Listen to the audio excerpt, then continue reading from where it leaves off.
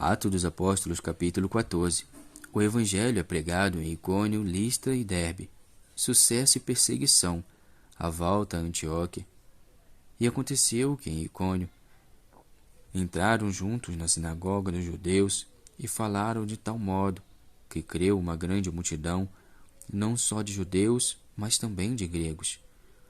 Mas os judeus incrédulos incitaram e irritaram contra os irmãos os ânimos dos gentios, e detiveram-se, pois, muito tempo falando ousadamente acerca do Senhor, o qual dava testemunho à palavra da sua graça, permitindo que por suas mãos se fizessem sinais e prodígios. E dividiu-se a multidão da cidade. Uns eram pelos judeus e outros pelos apóstolos.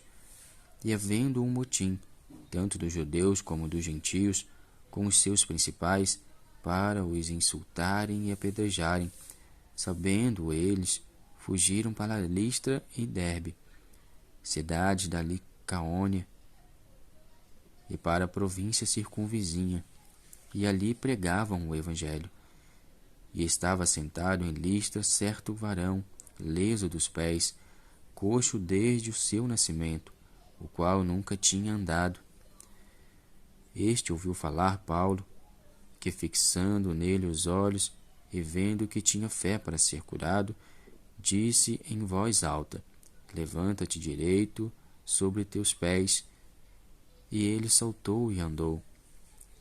E as multidões, vendo o que Paulo fizera, levantaram a voz, dizendo em língua icaônica: Fizeram-se os deuses semelhantes aos homens e desceram até nós.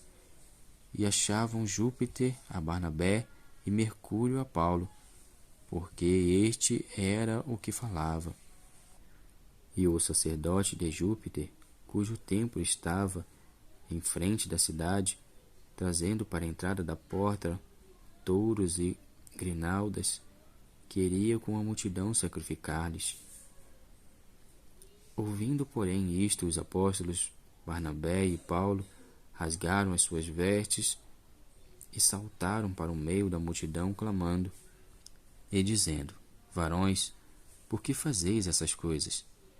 Nós também somos homens como vós, sujeitos às mesmas paixões, e vos anunciamos que vos convertais dessa vaidade ao Deus vivo, que fez o céu e a terra e o mar, e tudo quanto há neles, o qual, nos tempos passados, deixou andar todos os povos em seus próprios caminhos.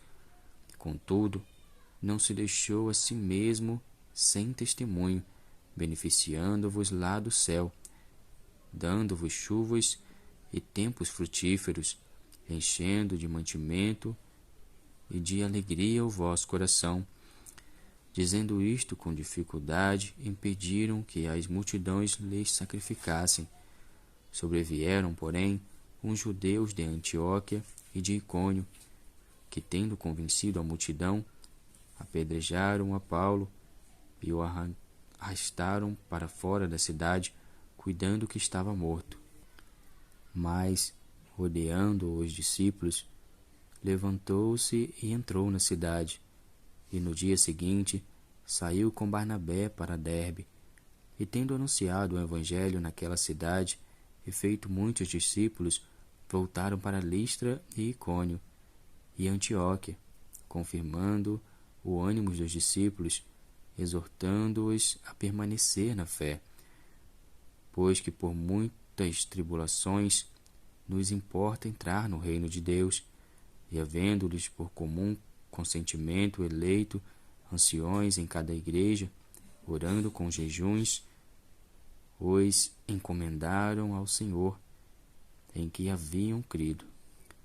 Passando depois por Pisídia, dirigiram-se a Panfilha, e tendo anunciado a palavra em Perge, desceram a Atália, e dali navegaram para Antioquia, onde tinham sido recomendados a graça de Deus para a obra que já haviam cumprido.